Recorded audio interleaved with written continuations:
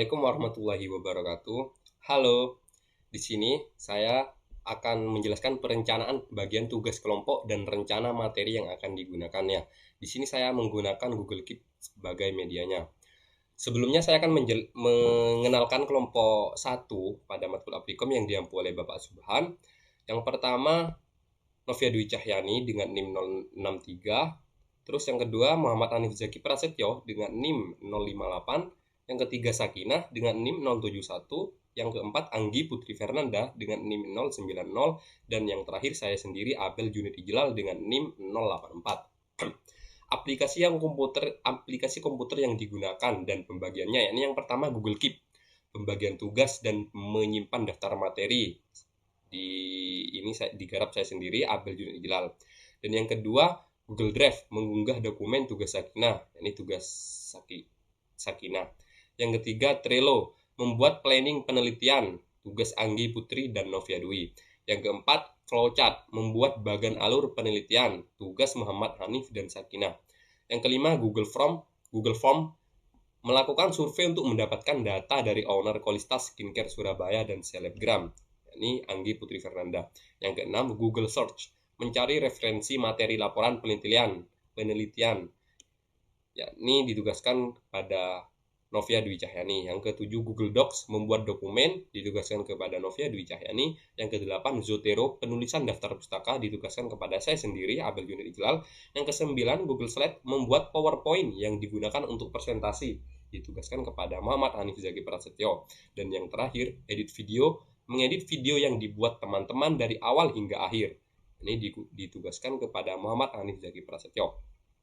Materi yang akan dibahas dalam tugas kami yakni yang pertama jual beli dalam Islam, yang kedua promosi yang dibenarkan dalam Islam, yang ketiga etika promosi dalam Islam, yang keempat promosi yang dilakukan oleh Kolistas Skincare Surabaya, yang kelima menganalisis apakah pemilihan Instagram sebagai sarana endorsement sudah dinilai tepat berdasarkan teori etika promosi dalam Islam. Oke, cukup sekian yang dapat saya sampaikan. Untuk selanjutnya tetap ikuti ya teman-teman.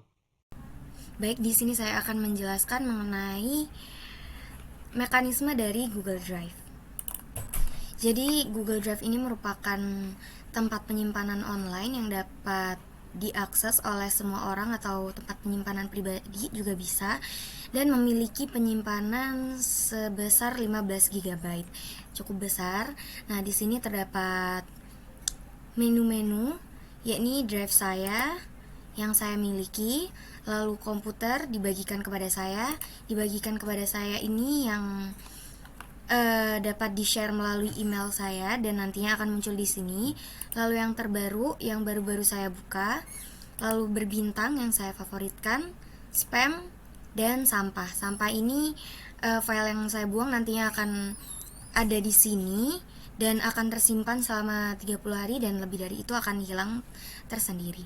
Nah, di sini saya akan menunjukkan bagaimana kami membuat file pengumpulan untuk pekerjaan tugas kita, yakni Applikom. Nah, di sini kami akan tunjukkan. Yang pertama kita akan pencet baru. Nah, ini folder baru ya. Applikom pertemuan 6 dan 7 misal. Pertemuan 4 dan 5 aja ya, 4 dan 5. Buat nantinya akan muncul di sini.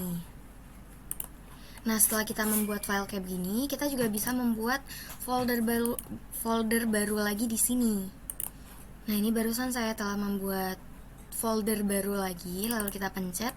Nah, di sini kita upload. Gimana sih cara uploadnya? Di sini upload file, lalu kita klik ya laporan Trello kelompok 1. Nah, file akan diupload di sini ya. Lalu Google Drive ini juga dapat terhubung ke aplikasi yang lain, yakni seperti Google Dokumen, Google Spreadsheet, Google Slide, formulir, gambar, Google Maps, Sites, dan yang lainnya. Bahkan di Draw.io yang kemarin kita telah buat juga akan terhubung seperti ini. Sini kita buka, lalu kita klik yang di atasnya, buka dengan diagram nets, lalu akan tersambung. Nah, seperti ini, lalu akan tersambung ke Draw.io-nya, diagram kita. Lalu untuk akses, nah aksesnya ini bisa dibuat untuk saya, ini kan saya doang. Saya akan ubah jadi ini bagikan ya. Nah, ini aksesnya masih dibatasi. Kita switch di siapa saja memiliki link. Nah, ini akan terswitch menjadi public dan semua orang dapat mengakses. Nah, ini cuma bisa melihat tanpa mengedit. Kita akan menambahkan kelompok-kelompok saya agar dapat mengedit dari laporan ini ya. Sebentar. Nah, untuk editornya ini saya tambahkan sama teman-teman saya. Tidak hanya editor, itu bisa menjadi pengomentar, pelihat ya, tidak bisa ngedit kayak tadi. Nah, ini kirim. Nantinya akan muncul di bagian bagikan kepada saya di drive masing-masing kelompok itu. Dan di drive ini jika kita klik kanan, nah itu akan muncul seperti ini, bagikan, dapatkan link, bisa di-share linknya, terus dapat dipindah, bisa diganti nama, bisa di-download pastinya. Baik, seperti itu. Sekian penjelasan bagaimana cara membuat drive dari saya. Untuk selanjutnya akan dijelaskan oleh teman-teman saya. Terima kasih. Saya akan menjelaskan mengenai aplikasi Trello. Jadi pada aplikasi Trello ini terdapat 3 bagian, yaitu yang pertama ada to do, yang kedua ada doing, dan yang ketiga ada done. Pada bagian to do sudah tidak terisi karena kita sudah berada pada pertemuan UTS, jadi sudah kita pindahkan pada bagian done. Jadi pada bagian to do ini apa yang akan kita lakukan dituliskan di sini. Pada bagian doing ini apa saja yang sedang kita lakukan atau yang bisa kita kerjakan dalam penelitian. Dan yang pada done ini adalah kegiatan yang telah kita lakukan. Nah, saya akan menjelaskan pada bagian done. Yang pertama yaitu menentukan judul penelitian. Jadi judul yang sudah kita angkat, yang sudah kita sepakati yaitu tentang tinjauan hukum ekonomi syariah terhadap strategi pemasaran online dengan jasa endorsement melalui Instagram Study Kolista Skincare Surabaya. Lalu kemudian yaitu membuat latar belakang. Jadi apa saja latar belakang yang kita buat sehingga membuat judul tersebut. Yang pertama, Instagram merupakan aplikasi yang digunakan oleh masyarakat di semua kalangan. Yang kedua, Instagram menjadi salah satu media yang dapat dimanfaatkan untuk menyampaikan pesan secara efektif, termasuk pemesanan online. Yang ketiga, munculnya pemasaran berbasis online menjadikan suatu pemasaran produk lebih efektif dan juga efisien. Yang keempat, pemasaran online lebih dipilih oleh masyarakat dibanding pemasaran konvensional. Yang kelima, yaitu jangkauan dari pemasaran online lebih luas dan tidak terbatas daripada pemasaran konvensional. Selanjutnya yaitu apa saja sih masalah yang sudah kita tentukan dan yang akan diteliti. Yang pertama ada 3 masalah. Yang pertama yaitu strategi yang digunakan oleh pemilik Kolista Skincare Surabaya dan selebgram dalam memasarkan produk. Yang kedua, kesesuaian antara pemasaran melalui endorsement di Kolista Skincare Surabaya dengan aturan jual beli dalam Islam. Yang ketiga yaitu kemanfaatan dalam memilih aplikasi Instagram sebagai sarana endorsement jual beli Kolista Skincare Surabaya. Lalu selanjutnya yaitu tentang metode penelitian. Jadi kita menggunakan jenis metode penelitian kualitatif dan juga bersifat deskriptif analisis. Lalu fokus penelitian pada tulisan kita itu apa? Yaitu fokus pada strategi pemasaran online, endorsement, Instagram, dan juga hukum ekonomi syariah. Selanjutnya yaitu membuat konsep pembahasan. Maksud dari membuat konsep pembahasan di sini itu apa saja sih yang akan kita bahas nantinya. Lalu kemudian melakukan presentasi menggunakan PPT melalui video. Jadi pada saat itu kelompok kita per anak itu mempresentasikan sesuai dengan bagiannya masing-masing yang telah dibagi sebelumnya, lalu di video dan kemudian digabung dan diedit oleh salah satu anggota. Selanjutnya yaitu mencari teori atau dalam hal ini berarti tinjauan pustaka. Mencari teori tentang pengertian jual beli, pengertian promosi, promosi yang dibenarkan dalam Islam, etika yang harus dilakukan dalam promosi. Selanjutnya yaitu kita sudah melakukan wawancara kepada pemilik brand dari Golista Skincare dan sudah dibagi per anaknya. Lalu yang terakhir dan juga kita sudah melakukan wawancara kepada selebgram dan melihat review dari Instagram selebgram sendiri yang telah mengendorse produk Golista Skincare. Baik, di sini saya akan menjelaskan tentang aplikasi Trello. Jadi di sini pada bagian doing. Jadi bagian doing ini adalah bagian yang saat ini sedang kita kerjakan. Jadi yang pertama ada menganalisis apakah pemilihan Instagram sebagai sarana endorsement sudah dinilai tepat. Dan yang kedua, menganalisis hasil wawancara brand pemilik dan selebgram apakah sesuai dengan aturan jual beli dalam Islam. Dan yang terakhir, membuat kesimpulan dari data dan wawancara. Sekian dari penjelasan aplikasi Trello. Baik, di sini saya akan menjelaskan mengenai pengantar dari flowchart. Kami menggunakan salah satu website pembuat diagram online, yakni namanya Draw.io. Ini websitenya. Nah, di sini tuh banyak sekali bentuk-bentuknya. Ini banyak model panah. Lalu di sini ada diagramnya, kita bisa atur. Lalu di sini ada stylenya seperti apa, nanti akan bisa diatur. Nah, untuk makna-makna dari suatu bentuk kotak ini akan dijelaskan sebagai berikut. Pertama ini ada flow line, yakni menunjukkan arah proses setiap flow line yang menghubungkan dari balok yang satu dengan balok yang lain. Lalu ini ada berbentuk persegi panjang yang menunjukkan tahapan proses. Tahapan ini merupakan komponen yang sering kali digunakan dalam diagram. Lalu ini ada belah ketupat yang bernama decision yang menunjukkan tahapan menentukan dalam suatu proses. Nah, ini biasanya ada pertanyaan yes atau tidak, lalu salah atau benar, dan yang lainnya. Ini ada comments atau annotation yang menunjukkan informasi tambahan mengenai tahapan dalam suatu proses. Lalu di sini ada jajar genjang, yakni input atau output namanya, yang pastinya menunjukkan proses memasukkan atau mengeluarkan data eksternal. Nah, biasanya setelah proses hasilnya itu akan ditulis dalam bagian yang ini. Dan yang paling penting yakni terminal. Bagian ini menunjukkan awalan atau akhiran dari diagram. Biasanya start atau finishnya dikasih bagian yang seperti ini.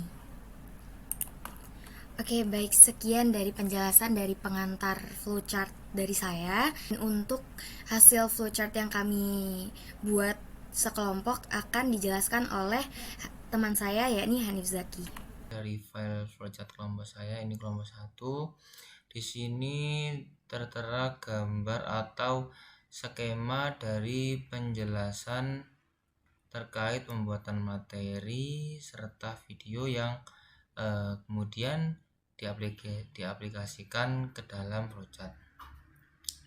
Oke, baik, langsung saja. Yang pertama dari start. Jadi kita setelah menentukan materi, kita harus menentukan judul dan objek penelitian, yang mana nantinya dari judul ini, dari judul materi tersebut, kita langsung membuat atau mengkonsep penelitian yang kita teliti, atau bahasanya itu membuat rangkaian apa saja yang kita teliti nanti, yang kita observasi. Nah, lanjut terkait metode diskusi yang diadakan di kelas, dari kelompok saya itu membuat drive kelompok ya,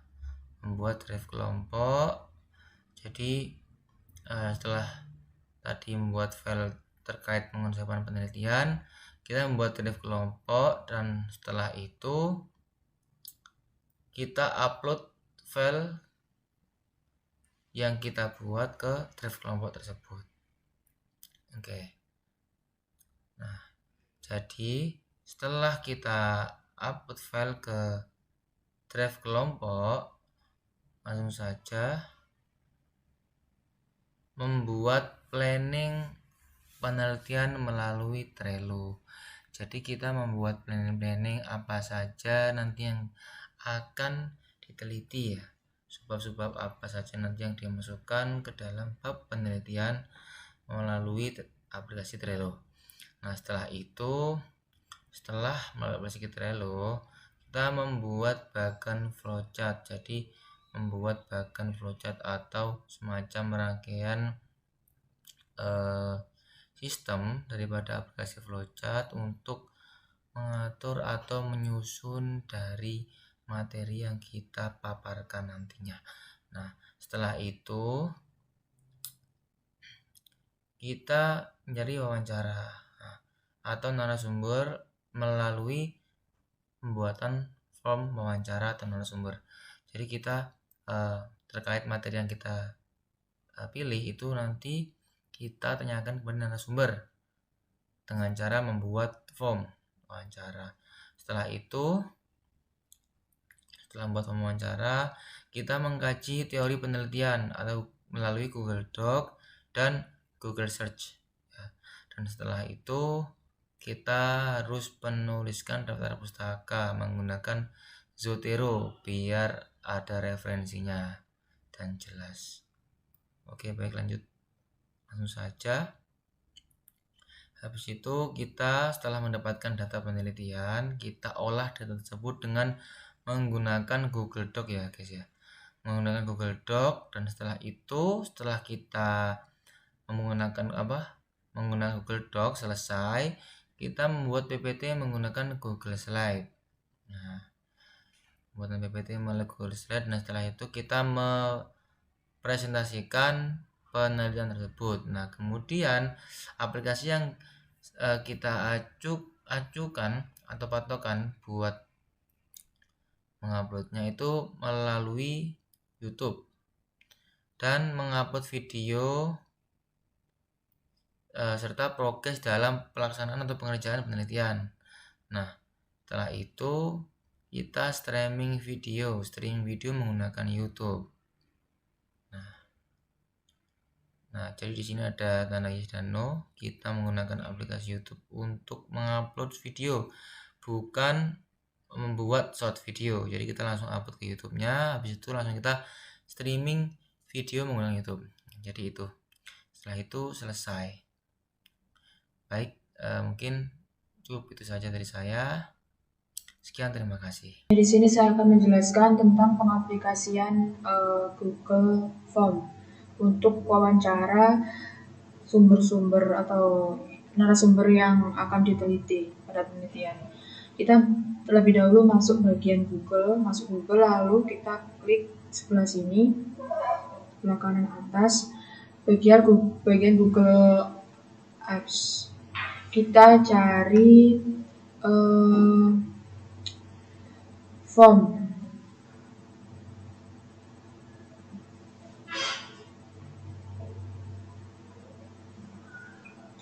Lalu di sini kita sudah masuk bagian Google Form.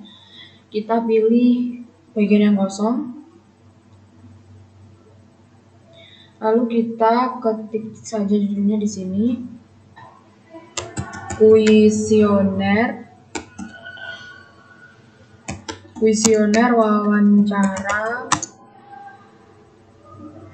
pemilik brand Polista Skincare Surabaya.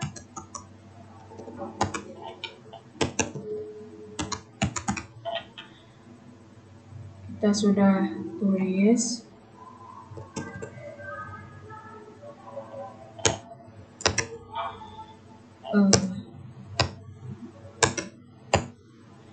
Lalu untuk membuat pertanyaan, di sini kita bisa buat, lalu bisa kita rubah di sini, yaitu tentang jawaban singkat, sebab pertanyaan sendiri pun di sini kan singkat. Terus nama, lalu kita klik wajib diisi. Lalu tambahkan pertanyaan, kita klik di sini. Yaitu yang kedua, alamat. Kita juga pilih ini jawaban singkat. Lalu kita klik juga wajib diisi. Lalu kita tambahkan lagi. Misalnya sejak kapan menjalankan usaha Kolista Skincare Surabaya. Ini tetap jawaban singkat. Kita klik di sini.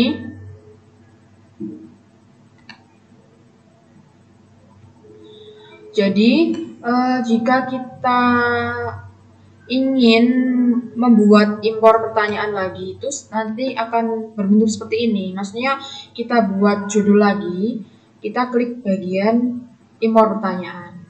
Lalu jika ingin menambahkan gambar, kita klik di sini. Bisa ditempatkan, kalau gambar biasanya di latar belakang judul. Lalu bisa juga menambahkan video ataupun menambahkan bagian lain. Lalu contohnya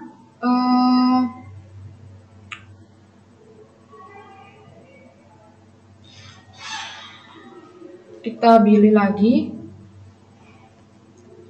Ini seperti pertanyaan opsi. Kita ganti. Apakah Kolista Skincare seperti MS Glow yang memiliki cabang di tempat lain, dimanapun. Lalu kita pilih opsi ini, pilihan ganda. Lalu kita klik apakah iya dan juga tidak. Atau bisa juga ditambahkan mungkin di sini. Lalu kita juga klik jawaban yang wajib diisi. Ya seperti itu. Mungkin nanti akan saya tambahkan seluruhnya mengenai pertanyaan-pertanyaan untuk wawancara. Lalu apabila ingin menyalin link, kita klik dikirim. Lalu di sini jika ingin disalin dan dibagikan, kita salin bagian salin ini. Lalu kita tinggal tempel kepada tempat yang ingin dikirim link tersebut. Baik, di sini saya akan mengoperasikan tentang Google Search dan Google Dokumen. Yang pertama, kita ke Google Search terlebih dahulu.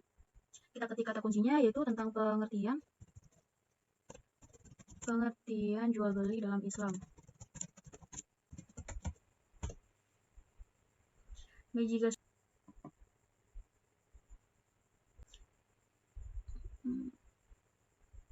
Jika sudah bisa terbuka seperti ini, kita bisa scroll ke bawah untuk mencari pengertian jual beli. Nah, jika sudah menemukannya, bisa kita lock dan kita copy. Data selanjutnya kita klik new tab dan kita ke Google Dokumen. Nah, Google Dokumen di sini adalah berfungsi untuk mengakumulasikan data-data yang sudah kita cari. Nah, kita klik yang in Google Docs. Nah, baik, jika sudah bisa muncul seperti ini, kita klik dokumen baru atau dokumen yang masih kosong untuk memindahkan data yang sudah kita copy. Kedua, ya ini tentang pengertian promosi.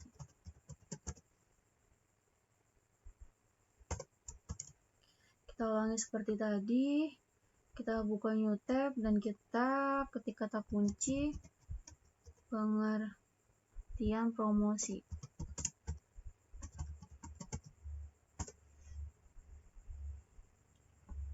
Jika sudah muncul seperti ini, kita bisa pilih salah satu yang akan kita gunakan untuk kajian pustaka. Kita bisa scroll ke bawah dan kita bisa ambil yang menurut kita sudah cocok. Kembali ke Google Dokumen.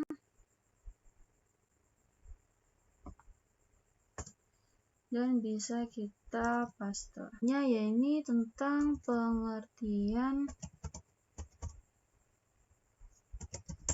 endorsement. Kita ulangi seperti tadi. Buka new tab. Pengertian endorsement.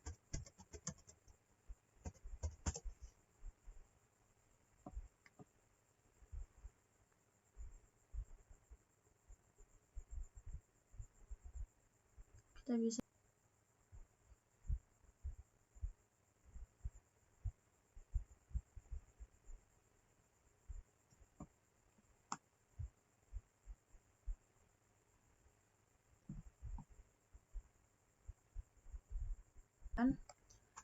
kita copy, kita kembali ke Google Dokumen dan kita bisa paste.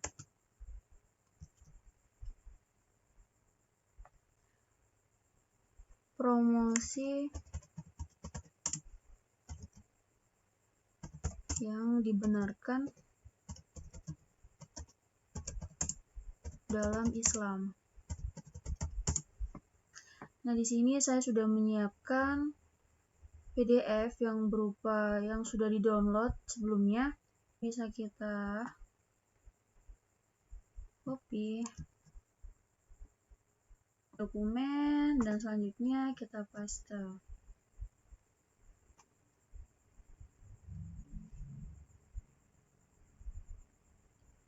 Yang selanjutnya yaitu yang terakhir, etika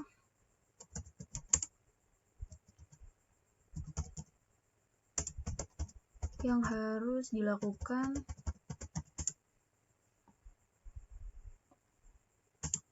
dalam promosi.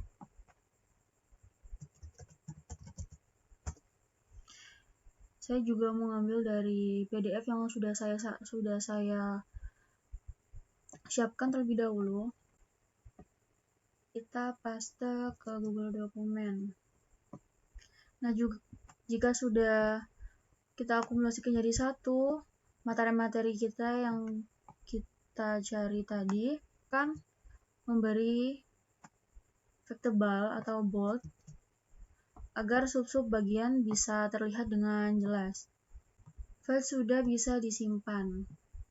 Nah, cara untuk menyimpannya yaitu klik pada bagian bagikan. Nah, di sini saya akan beri nama teori pada tinjauan hukum ekonomi syariah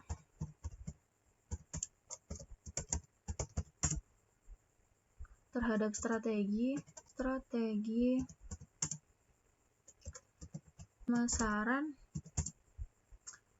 online jasa endorsement. Bisa kita klik simpan. Selanjutnya bisa kita salin link dan selesai. Saya mendapat bagian untuk menjelaskan bagaimana sih mengaplikasikan Zotero khususnya pada Gdoc ya.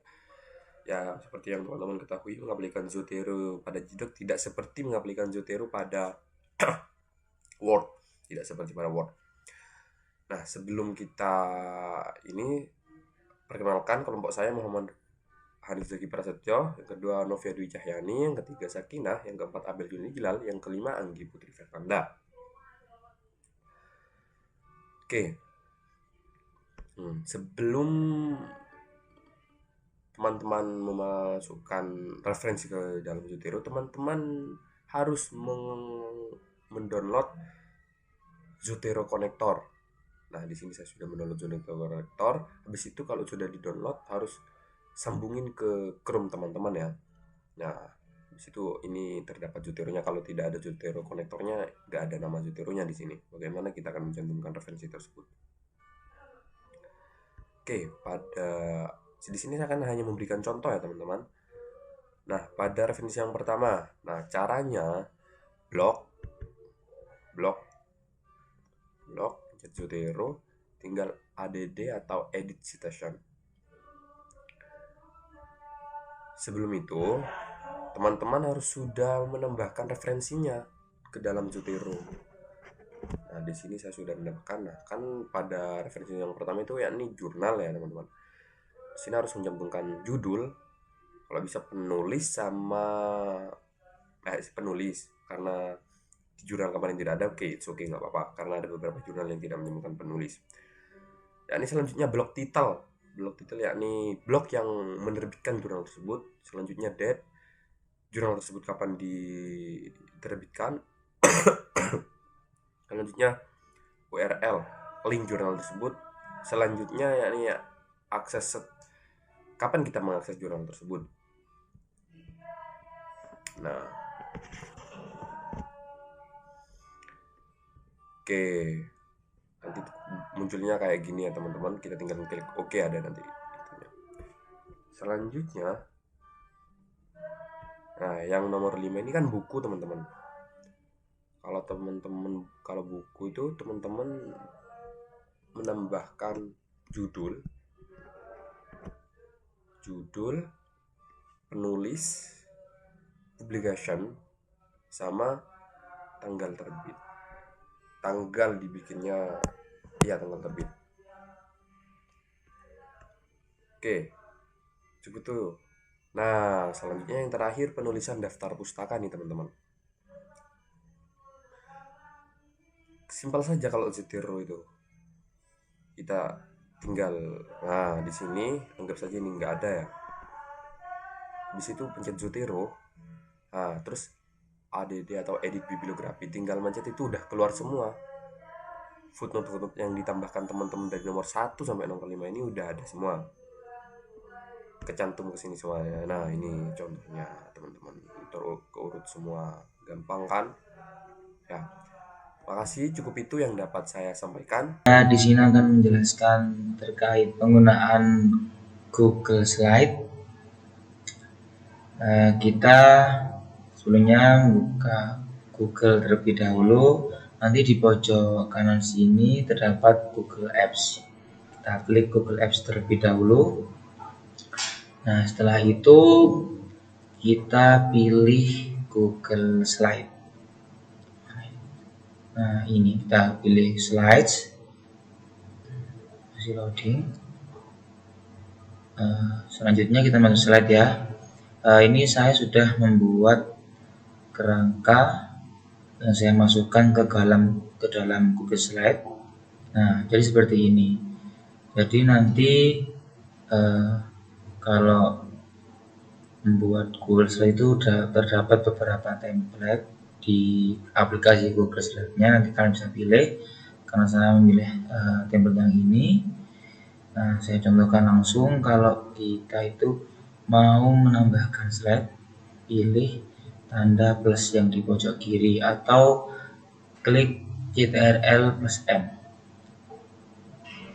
Nah, jadi seperti ini. Nanti kalian bisa menambahkan apa materi yang kalian sampaikan. Nah, kalau saya ini menjelaskan perihal materi tinjauan hukum ekonomi syariah terhadap strategi pemasaran online dengan jasa endorsement. Jadi di sini terdapat pengertian jual beli, terus pengertian promosi, selanjutnya ada pengertian endorsement, ada promosi yang dibenarkan dalam Islam apa saja, ada jujur, tanggung jawab, menghindari promosi palsu dan lain-lain.